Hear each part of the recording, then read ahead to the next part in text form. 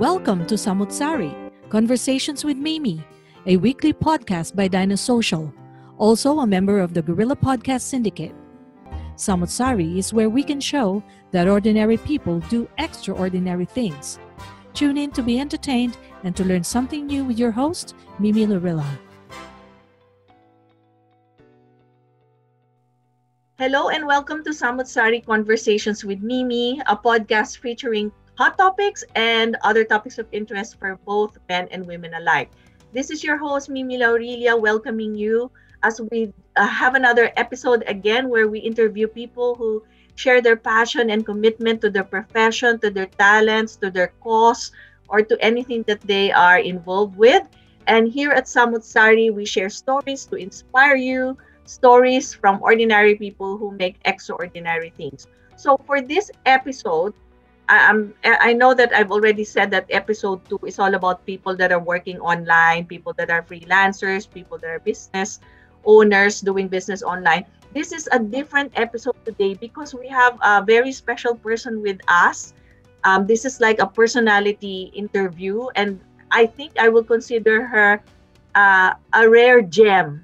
A rare gem because I've read so much about her, and she's here with us from New Zealand. So we have a trans-Tasman guest, si Ms Lani Larsen. Ms Lani, can you please say hello to our viewers and listeners of this podcast? Hello there. I'm very thankful for you asking me to be in your program, because it is also a good way of reaching out to other Filipinos and other viewers you have, and also to impart some of the things that we do in New Zealand. Yes. So hello everyone. Yes. I'm so happy. Hindi ko po alam saan ako magsisimula. So we'll try our best to speak in English because we have a global audience. Pero pag hindi ko napigilang mag-Tagalog, it's okay if you respond in English. But I will still ask you questions in Tagalog. But I would like to formally introduce Ms Lani first. So I will read a little bit of Ms Lani Larsen's bio. So Ms Lani Larsen is based in New Zealand and was recently a recipient of the Filipino-Kiwi of the Year Award. And ito po talaga ang dahilan why I feel so privileged to have her on our show.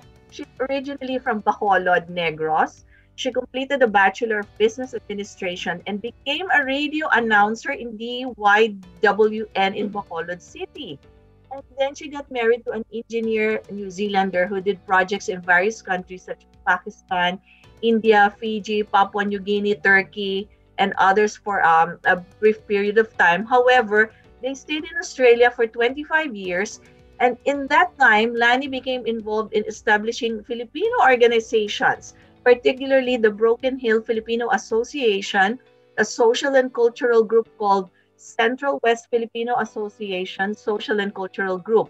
And this is the first ever group that lobbied for grants with DIMA for a multicultural worker. And the fund was channeled to Bathurst Information and Neighborhood Center, BINC.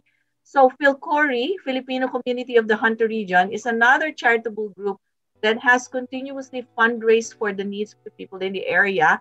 And she held various information sessions in the Hunter region sanctioned by PCC New South Wales. She was also a delegate to PhilCAA and PCC in New South Wales during those times. And in New Zealand, Lani has been involved in organizations and is chairman of the Good Heart NZPH Foundation Charitable Trust, doing advocacy, support, training, and education for all OFWs. Ms Lani, nakakahinga pa ba kayo?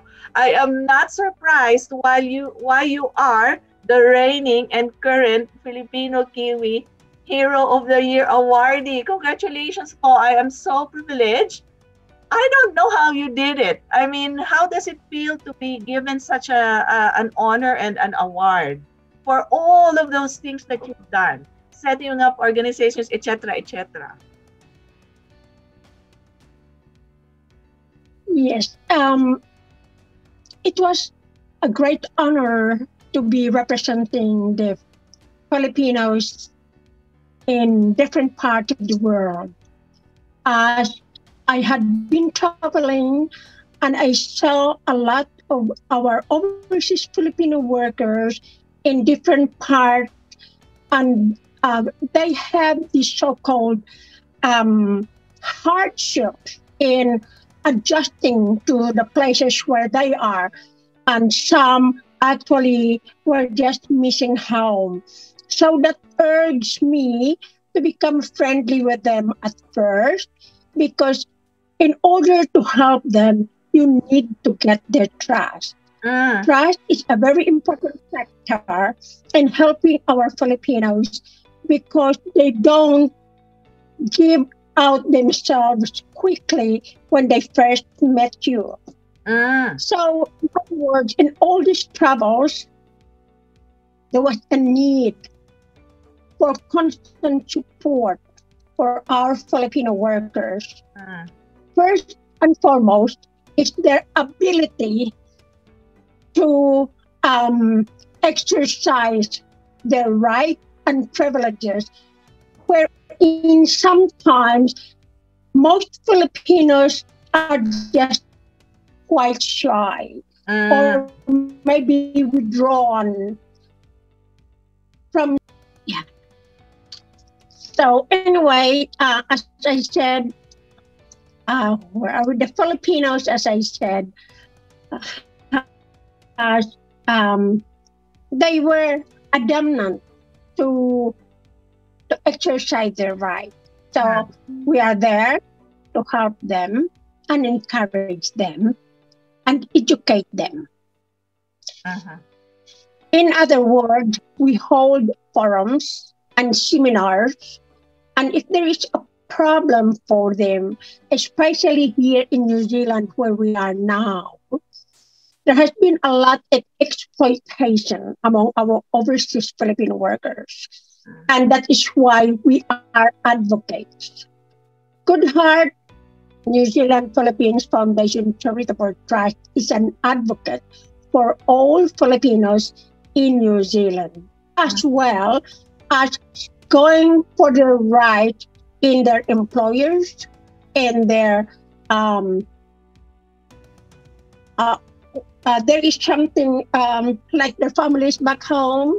They wanted to constantly be in contact with the families, and sometimes, of course, they are new to the country, and we have differences in culture. And sometimes, because of loneliness, some of them go out for a drink, and of course, when they get mixed up with drinks and going home, here in New Zealand, you're not allowed to drive when you have a drink. So we are there to interpret for them and make them aware that they should take another form of transport to go home. There are also problems with employment because sometimes they were not given the right amount of pay as stipulated in the contract. So we have to step into that. And we are also very lucky because the Philippine Embassy here in New Zealand is also helping us in order to do our responsibilities. Yeah. And there are also medias like we have the Filipino migrant youth, wherein we can aid in the media apart from the social media. There are also reports about that, and we are very, very thankful and acknowledge the role of the media in our work. So, ibig sabihin po talaga, your work is all about the advocacy for the welfare of Filipinos living in New Zealand. Pero let's backtrack po a little bit. I want to get to know you a little bit. Saan po nagsimula? Where did your passion for helping other people start? Your course and your experience, is that something that just came out of the blue, or were you training to become a social worker, or do you want to become a politician? Because based on your bio, it started in New South Wales, here in Australia. It actually runs in the family. My mother was a very good humanitarian, and she's a philanthropist, and so is my grandfather.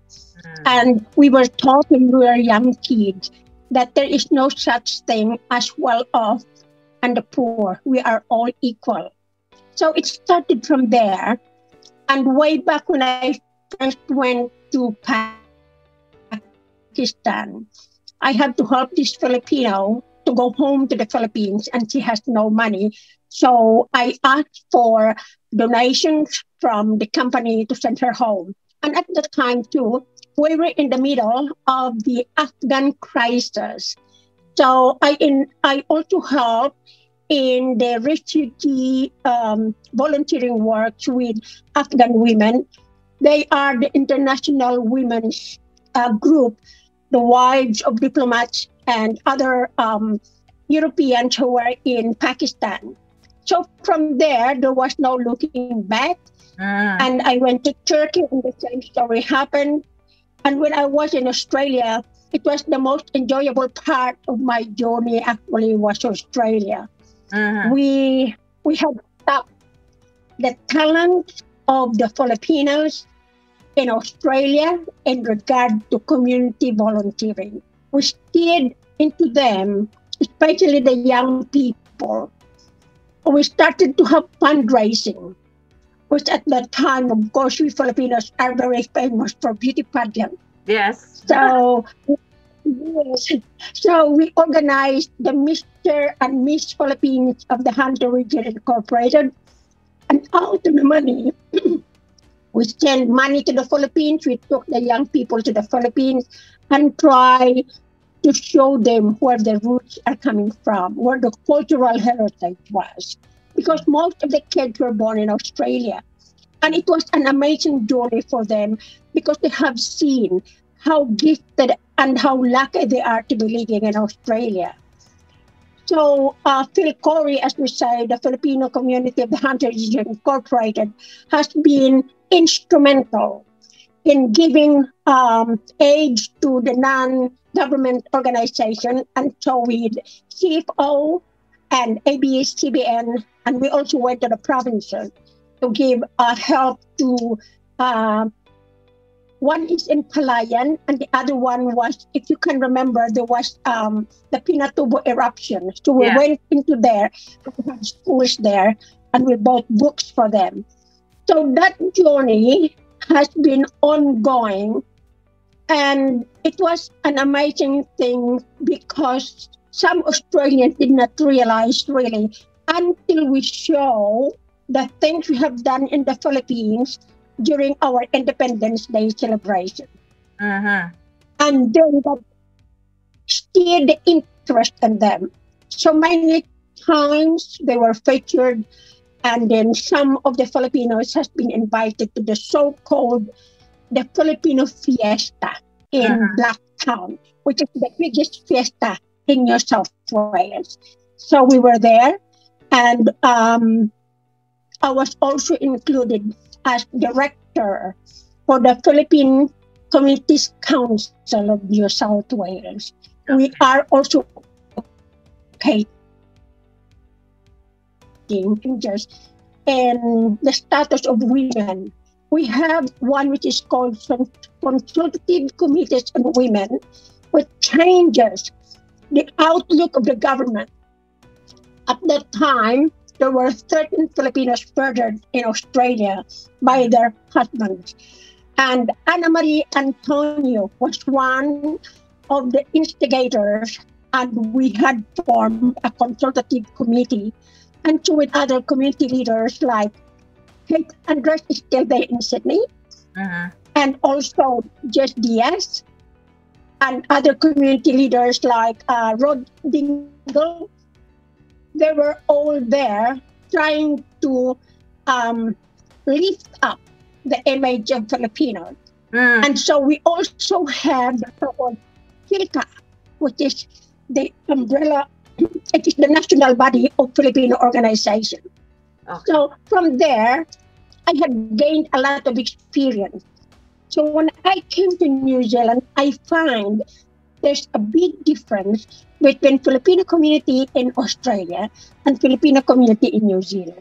So what Ma'am Lani, is the difference? What is the main stark difference that you noticed of Filipinos in Australia and Filipinos in New Zealand?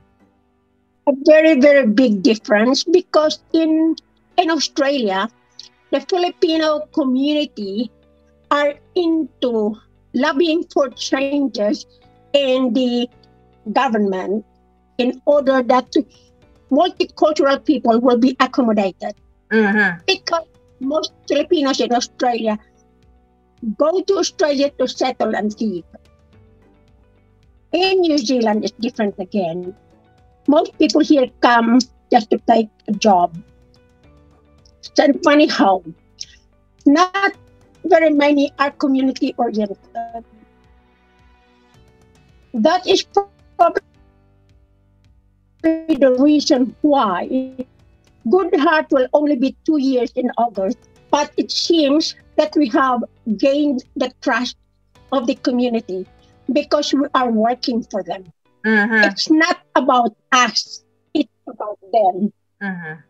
So when there is a need, especially during the COVID-19 lockdown, that is where the people have truly appreciated the need for community organization. During the lockdown, of course, there was no job, there was no money. So we cannot just shrug our shoulder and say, oh, we're okay. That's not the case. We are not like that. Yes, so my group, we are 4 trustees, and there are members of the foundation. And we have never met each other before we were formed. You have never met each other? This is the most interesting. Yes, it's very interesting. Actually, this was formed accidentally. I think there is a purpose for that. And I know the ambassador knows the story, the Ambassador Domingo. There was a stage wherein 2 Filipinos was killed in a car crash somewhere in the bay, in Hawke's Bay and Tauranga. So I was the moderator of the Pinoy in New Zealand page. And there were a lot of things going on, people commenting. So I said, why don't we help them? So it started that. And there is a lady in Auckland, and there's a lady in Wellington. We all chatted, and then we formed a group chat. In that group chat, we formulated how to help the victims and the families. And that is how Good Heart was born. Ah, ang galing. So, ibig sabihin po, everything that you form, there seems to be something like predestined reason why those groups have arisen, and you are always in the middle of it. So, you consider this as your full-time job, or when are you going to retire po? And how does the funding for your new Good Heart Foundation work? Did the government give you funds for that? Give us a little bit of a flavor in terms of, the actual work that is involved in running this organization. Yes. My secretary, Alice Lozano, is in Wellington, and she works for a law office. My treasurer, Edgar Kalapati, works for PTS, a long-haul driving work. And Cora Sitson Lakindanum works for a rest home looking after the elderly. And I don't work. I'm a lady of leisure. So I'm the anchor. Yeah. I'm the anchor to them. So I don't have time frame. Even 24/7 is my work. And in that, I find it is my passion really, because I could not ignore messages, no matter how late in the night. I had people messaging me from Oman, from Qatar. Wow. They wanted, yes.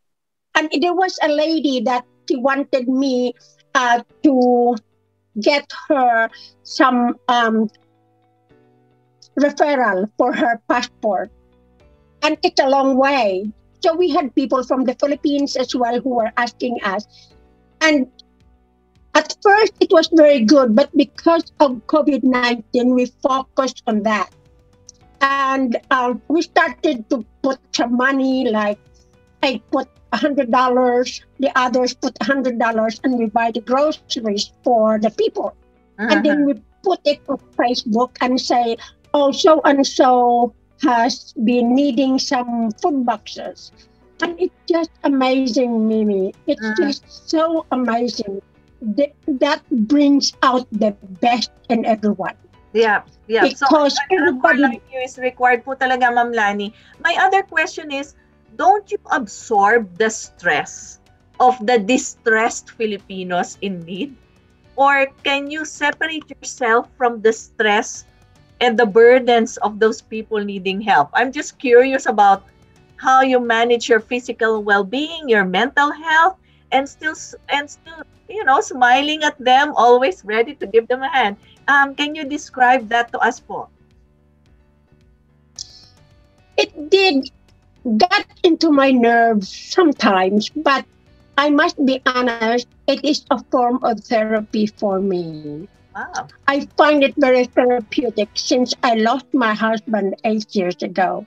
I don't want my mind to be idle. I really don't want to sit down in one corner and just shed tears. That is not me.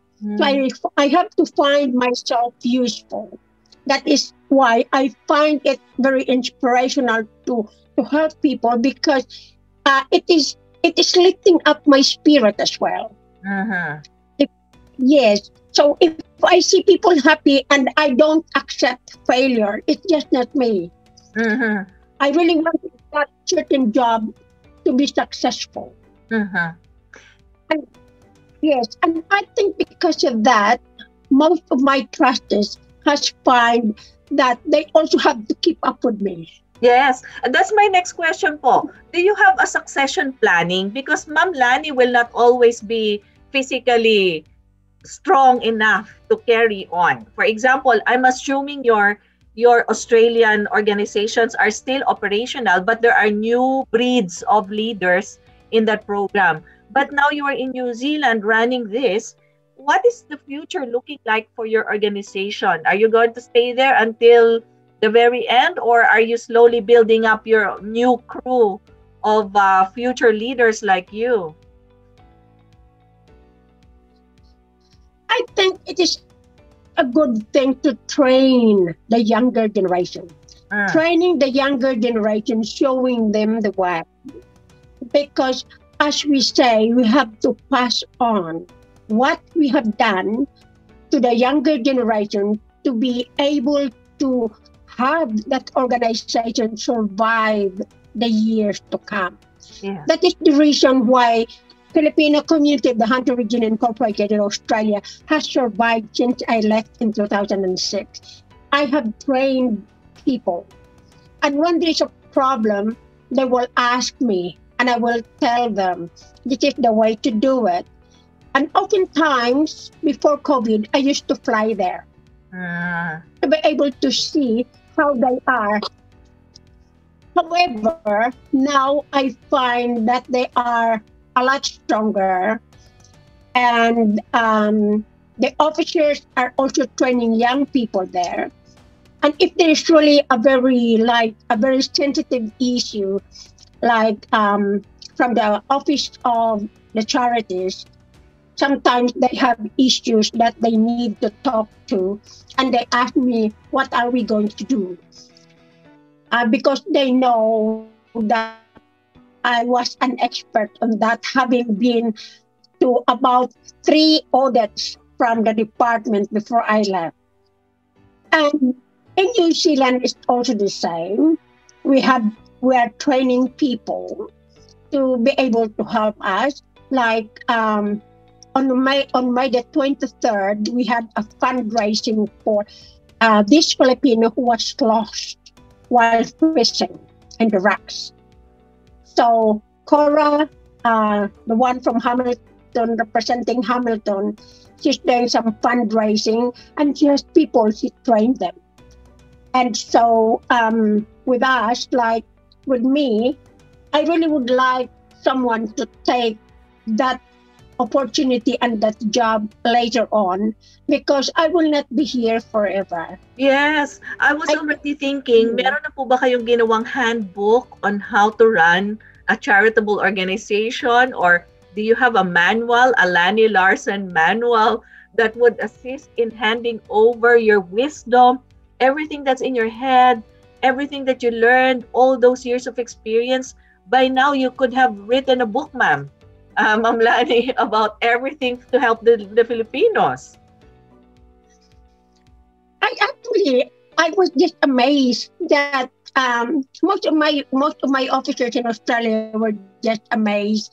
One Australian guy said, "Lani, if being put on the spot without hesitation, she can give you the answer."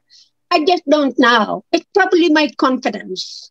You must have confidence in yourself to be able to do that. Yeah. And of course, by reading a lot of rules and regulations on organization, and put that into your head and a constant practice. It's just like a Bible that you know already. Yes, I have done this before, and that is also here in New Zealand. That's the way we are. Like some people would be asking regarding their visa. So in New Zealand, and the same as in Australia, we are not allowed to give advice because we are not immigration advisors. So what we do is we refer them to our pro bono immigration advisor. We had a lawyer here who is very, very good. And sometimes when he comes home from work, he is spending his time answering all the questions of the people. And sometimes also the embassy are very helpful in regard to passport renewals. But having said that, we are not given preferential treatment. We are still as what we are, which is, I like that. Yes. So when I go to the embassy, I don't say that, oh, I am the chairman. No, they don't know me in person, but they know me by name. Yeah. Ma'am Lani, I have last two questions for you, and I hope you don't mind. I could go on and ask you so many questions because your life is so full of experiences, but obviously our show has a beginning and an end. So my first question is, what do you think will make a good leader? Like a message to the young immigrants in New Zealand and even the young migrants here in Australia.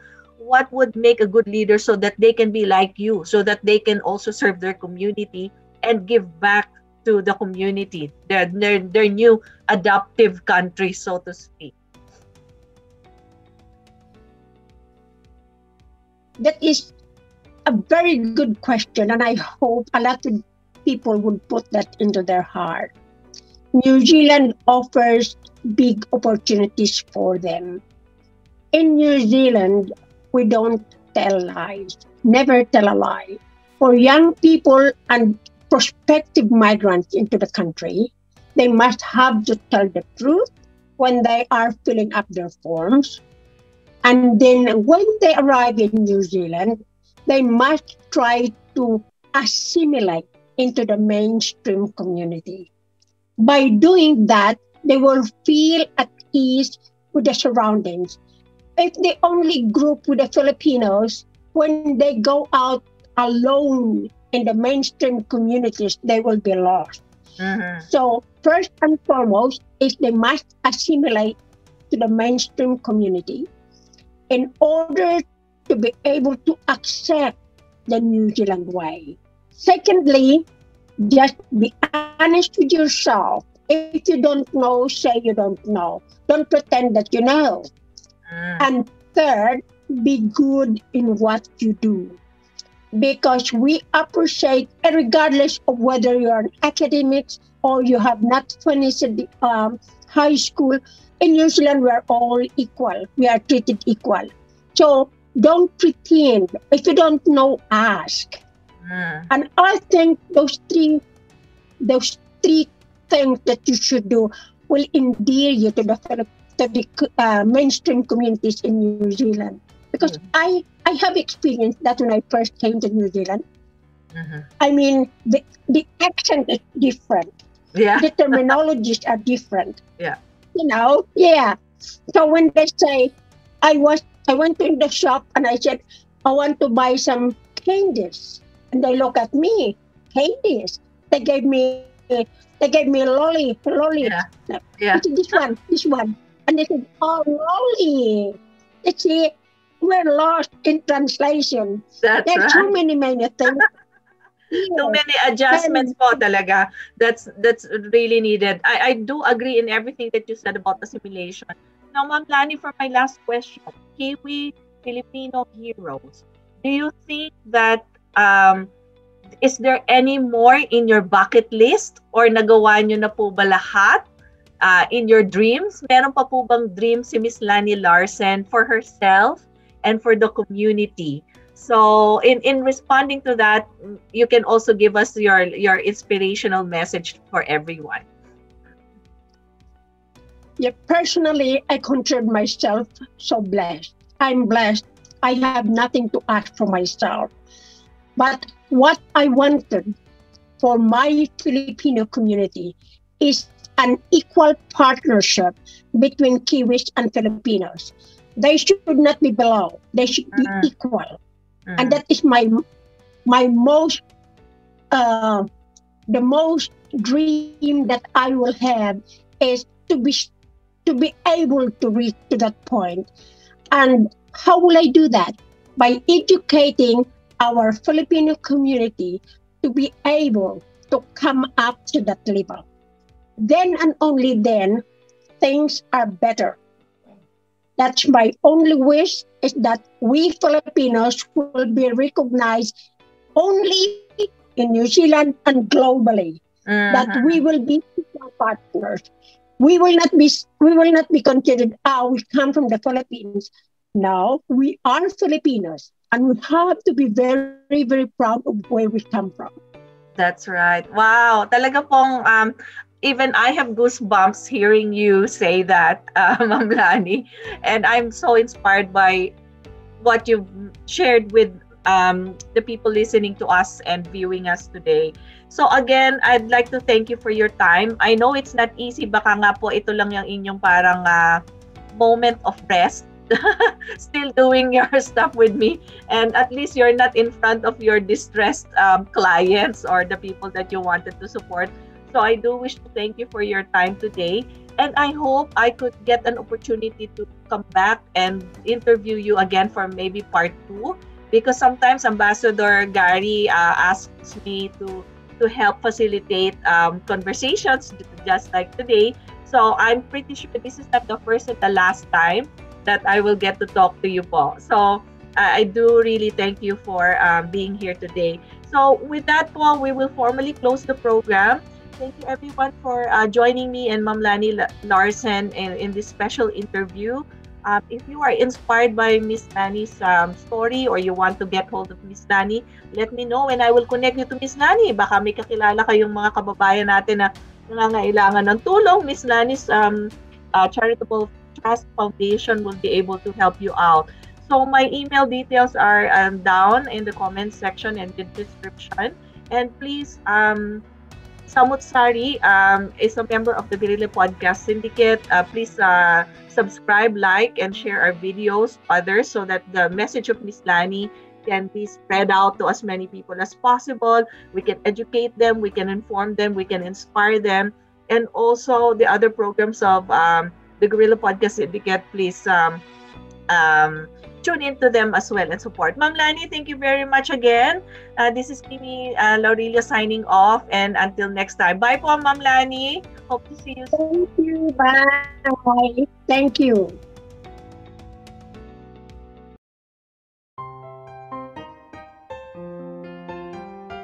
If you find value in this episode, make sure you like and subscribe to be notified of new releases. If you have any questions or suggestions, please reach out to GUERRILLA Podcast or send us an email at mimi@dinosocial.com. Spread the word and don't forget to tune in next time.